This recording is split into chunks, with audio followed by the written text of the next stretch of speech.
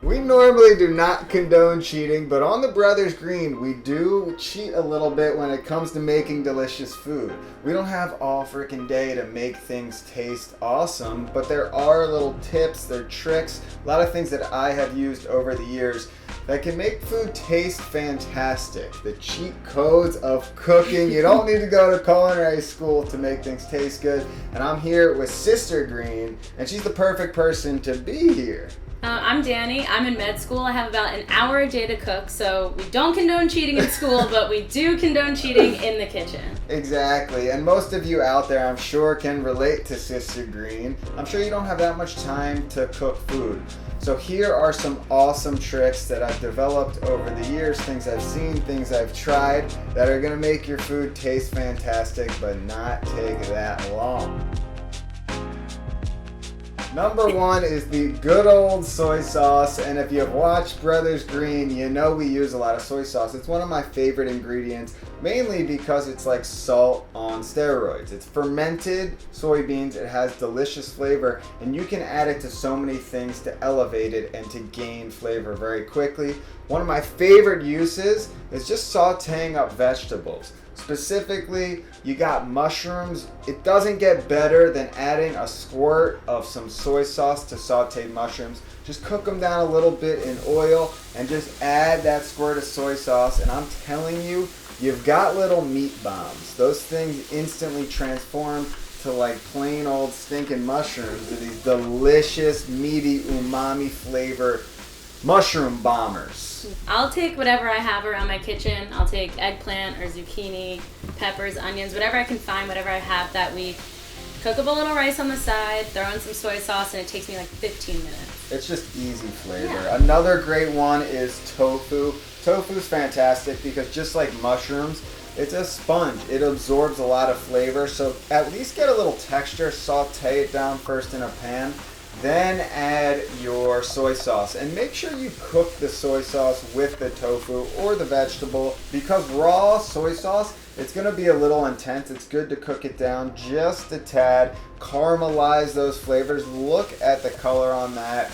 You just took shitty tofu that everyone hates and you made it delicious. Moving on to the old curry powder. Curry powder is one of my favorite things to use because instead of freaking out with I got a lot of spices here, you don't have to freak out. Get yourself a good curry powder. It's got all of these awesome spices mixed into one, ready for action, ready for instantaneous flavor. I don't know what half of those, I don't even know what a quarter of those are. Honestly, all of these are in there. Most of them are in there, and there's a lot of different curry powders out there. I suggest just trying different ones, finding the one that you like. A lot of times I'll like one for a few months and then I'll overuse it, get sick of it, move on to another. So many options out there, but we've got some good uses for you. One of my favorite uses is just sprinkling it on some vegetables and roasting that off for just instantaneous, delicious roasted vegetables. You got curry cauliflower. That's starting to become a popular item. You see that popping up on a lot of menus.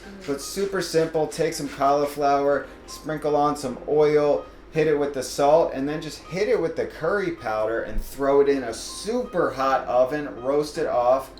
You just took cauliflower to a whole nother level. That is cheating, my friends. And it's good because you can put it in the oven and go do work. Like for me, I'll roast veggies, I'll put them in the oven, I'll go do 45 minutes worth of work. And you can have them all week. All week. Yeah, I put them roasted on salads. Veggies, you can't go wrong. Another great use is using it in sauces. Like we have a yogurt dip right here. You can sprinkle in a little bit of curry powder in there, and then you've got like this nice curry yogurt dip that you can sprinkle on your sandwiches. Another great thing to use curry powder for is rice. So you make rice like you normally would. Right when you add in the water, you just start seasoning it. That was like the greatest thing Mike ever taught me. It was like, right when you put the water in, that's when you can build the flavor because you can taste it. Then bring it up to a boil and cook it. You hear that, Josh? I taught her that one just to let you know. Well, Josh might have taught it to me, and then I thought, it's a trickle down effect. It's craziness. But yeah, that one is great, and everyone's going to be impressed because people are used to just standard white rice. But when you bring out this like colorful yellow rice, that has all this flavor, it is cheating again because people aren't going to know what you did, but it's so freaking easy. Moving on to something very similar but not in powdered form, in paste form. We've got curry paste. Here are two different ones. We've got a green curry and a masaman. Again, you can find these in most supermarkets now carry it. You go to the Thai section, the Asian section, and you can get a delicious curry paste. This is probably the most possible flavor that can ever be delivered in something like prepackaged. Yeah. Like if you read the ingredients, they're just filled with amazing aromatics, your classic ginger, garlic, lemongrass, chili, all that stuff that would take you hours to grind up in a pestle and mortar or cut up by hand. It's all here, ready to go, instantaneous. And definitely my favorite use for this, and Danny's probably favorite thing in the world. Once I taught her how to make a coconut curry. Is that all you make? That's all I make. Mom always says, "Are you gonna get sick of it?" And I make it every single week, and I eat it for like 3 days. It's true. It really is the perfect dish for me. It's definitely top 3. Once I figured out coconut and curry paste taste so freaking delicious together, that was the end for me. One of my favorite techniques to use the curry paste is take it and just saute it in a little bit of oil first, because you got to remember you're dealing with raw ingredients here and they can be super intense. You don't want to freak your friends out or yourself. So just cook it down. You're really going to start mellowing down those flavors, caramelizing those flavors. Then I add the good old coconut milk for that beautiful, beautiful broth. In this case, we added the patsiu noodles, which are the flat rice noodles. If you've got a chance to get those, get on that, my friends. And then we took the vegetables that we roasted with the soy sauce from before, and we added those. I can eat that every single day. I actually will eat that every single day this week because it's stored away. I pretty much eat it every single day. And with curry, buy the curry paste. I remember when I was first starting to use curry and I was asking Mike and Josh about how to make it. I asked Josh for like an original recipe. I was like, how do you make curry paste? And he was like, it's really difficult. You're better off just buying it. I buy it. And once he said that, I was like, oh, if he buys it, there's some amazing curry paste out there, and work your way up. You know, start simple. If you really get super into Southeast Asian food or Indian food, you'll be making your own curry paste in no time. But I cook a lot, and I still use curry paste. I don't have time. It's a cheat code. You can use it, my That's friends. what we're here for. This next cheat code goes along with the last one because it's coconut milk, and it's something that I use all the time. Again, another ingredient that I fell in love with. So friggin' tasty. I added it obviously to my coconut curry, but I'll use it for a lot of different types of Asian dishes. I can add it, rice is a great one. Throw that in there. Coconut rice will change your life. Just replace about half the water with the coconut. And then also I'll add it to smoothies or desserts. Those muffins that you saw in vegan episode 1. I'll replace the almond milk with coconut milk. You can replace any dairy with coconut milk, and for me, it just tastes better. Yeah, it's a good way to replace milk in any recipe you're going for. And if you want more coconut recipes, head over to 5 Creative Ways to Use Coconut right here. Oh, yeah. Forgot about that one. We are moving away from Asian cuisine, and we are heading over to the Mediterranean, a little bit of Italian, and we've got a combo package for you, because when these two things come together, glorious, glorious cheat code. We've got lemon and we've got olive oil. Mix these two things together.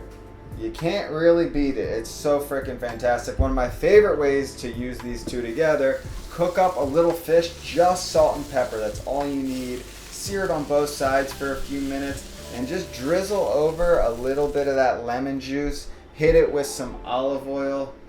Tasty goodness. That's all you need, especially with grilled items. You can use vegetables too. A lot of times I'll just hit my vegetables or anything that I just cooked with a little bit of lemon juice and olive oil, because you're bringing out that acidity, but then you're also kind of balancing it with just the smoothness of the olive oil. Honestly, when you mix these two things together, you get an amazing salad dressing. It's all you really need. Some good lemon, some good olive oil. You can obviously add other things like honey. You can add salt, honey mustard. You can add a little bit of mustard in there. Some balsamic. That was a big one. Yeah. But just these two things on its own are fantastic. But we're actually going to go right into our next cheat code because it involves this recipe, which is the fried egg. Good on anything. Good on basically anything. Good way to impress anyone. That's true. Except for Guy Fieri. He hates fried eggs. Really? Hates fried eggs. I thought that guy would be the one destroying Guy. What's No, he wrong hates with them. Guy? God damn it. But for me, I love fried eggs. Screw Guy Fieri. Fieri? Close enough. So what I'll do is just fry off an egg, and I'll actually throw that onto the salad. And it sounds kind of crazy. I don't know when I created this, but I realized when you put a fried egg on a salad, what happens is we already got the lemon and olive oil in there. We cut into that yolk. Now we are pretty much creating a mayo, or like an aioli, because that's what mayo is. It's oil and it's egg. You got the creaminess of the egg yolk, and then you got the texture of the warm white. It mixes together to make this weird combo dressing, but I love it. I make it all the time if I just want a quick salad. Obviously, we've all seen the egg on the noodle dishes. You can't beat that. Again, when you crack into the egg, you emulsify all of that yolk into the broth, and it becomes super rich and super creamy. You know, we've seen the burgers, we've seen all that stuff. Sometimes it gets a little excessive. You gotta watch out with the fried egg, because people are just throwing those on everything. Everything. It's crazy. Put it on some avocado toast and have yourself a good breakfast. There you go. Impress your friends with that cheat code. Next time you make breakfast, crispy bread, a little bit of avocado, fried egg, so good. I might have to add that one in. People are impressed by nothing. I've literally taken a fresh avocado, put it on a piece of bread, and put a fried egg on top of it, and I've had friends like praise what I'm doing. It's true. People and it takes 5 minutes. Yeah, it's crazy. It doesn't take much to impress people. And that actually gets us into our next one, which is frying bread or toasting bread. This one seems so simple, but every time I'm with friends and I whip this technique out, people freak out. I'm like, where have you been? You just toast your bread. It tastes better. You don't have to eat those stupid white bread sandwiches. Yeah, they're awful. They get so soggy. It's like, just grill exactly. it up a little bit. That's the truth, too. If you're going out to a picnic, your sandwich is going to get super soggy, but if you toast it, game over. If you're not going out to a picnic and you have to go to school all day, toast your bread and it'll stop being soggy. What we're going to do here as an example is make a little caprese sandwich. You've got your fresh bread sliced up, little bit of mozzarella, hit it with some tomatoes and just basil. Very simple sandwich. Again, you can use anything you want. It's more about the cheat code, which is this. Take a little bit of butter. The butter is for the flavor. Then you're going to add in a little bit of oil. And the key here is the oil is going to increase the cooking temperature of the butter, so you're not going to burn the butter. So I do like combining those two because you get the flavor and you get the nice cooking temperature. Then we just take our sandwiches, toast those off in both sides. You don't have to worry about like rubbing the butter into the bread. Screw all that. Get them super crispy. Everything melts in the middle. That's always a bonus. You can't beat melted cheese over. No. Yeah, come on. Fresh melted mozzarella. Yeah. There's nothing better. Nothing better. You've got yourself an amazing sandwich. Cut into that thing and take it down. Toast your bread, my friends. If there's one thing you learned from this video, toast your goddamn bread. The last cheat code on our list is very interesting because it kind of is a real cheat. It's sugar. And sugar's an interesting one because human brains are a bit addicted to sugar, so it really is cheating a little bit. So I don't like to use it too much, but when used correctly, it does change. It changes the game for sure. A lot of times I'll just use sugar to balance out flavors. So if I have something super spicy, I'll take a little bit of sugar and sprinkle that in to just balance it out. You can also use honey if you want to do something more natural, or maple syrup or agave, whatever it is.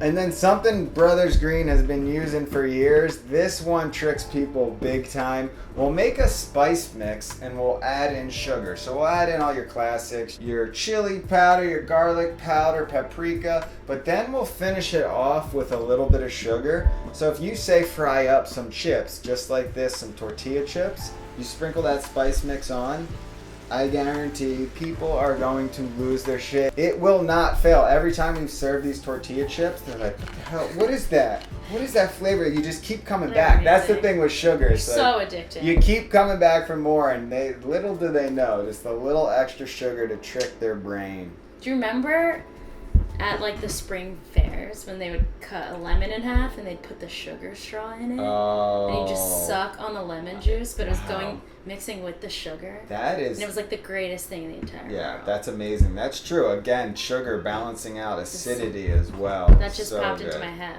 I asked my brother for his own cheat codes, and the only thing he gave me was Sriracha.